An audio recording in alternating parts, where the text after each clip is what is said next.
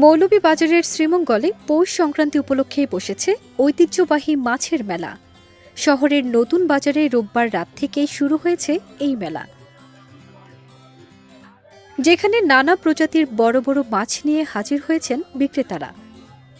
মেলার বিশেষ আকর্ষণ ছিল বড় আকারের রুই, চিতল, কাতল, মৃগেল, কালবাউস, বাউস, গ্রাসকার্প, বোয়াল, পাবদা, শোল, গজার, তেলাপিয়া, আইড়, কমন কার্প ও বাঘ মাছ। তবে ক্রেতা বিক্রেতাদের মতে গত বছরের তুলনায় এবছর বড় মাছের সংখ্যা কিছুটা কম। একদম বেচা কিনা নাই, বহুত বড় মাছের মেলা। আমরা মাছ দেখিয়া কাস্টমার বিদায় জায়গা কোনো বেচা কিনা নাই। আমরা মাল নিয়ে আটক অবস্থায় আছি, বুঝছেন নি, একদম আটক অবস্থায় আছে। যেটা মাল যে রেটে আনছি এ রেট বিকতেছে না, কমতে খালি কমে বিকতেছে, একবারে সীমিত। এই যে সান্দারাম তো কোনো বেচা হারাম না মাছ। আব্বুর সাথে অনেক বড় বড় মাছ দেখলাম, বউ মাছ, কাতল মাছ। সুন্দর ভাই, কাস্টমার মোটামুটি আছে। কিছু মানুষ আছে যারা আজ দেখে তারা রাত্রি আয়া কিনবো, আর কিছু কাস্টমার আছে এখন মনে করো যারা চয়েস লাগে এরা কিনে নিয়ে যার কি। এবার খুব মাছ দাম বেশি এবং হবিগঞ্জ গতকালকে মেলা আছে, এই কারণে এবার আজকে আমাদের শ্রীমঙ্গলে মাছ কম এবং বড় মাছ একটু কম। সোমবার 13 জানুয়ারি দুপুরে দেখা যায় মেলায় ঘুরে বেড়াচ্ছেন শ্রীমঙ্গলের মানুষ।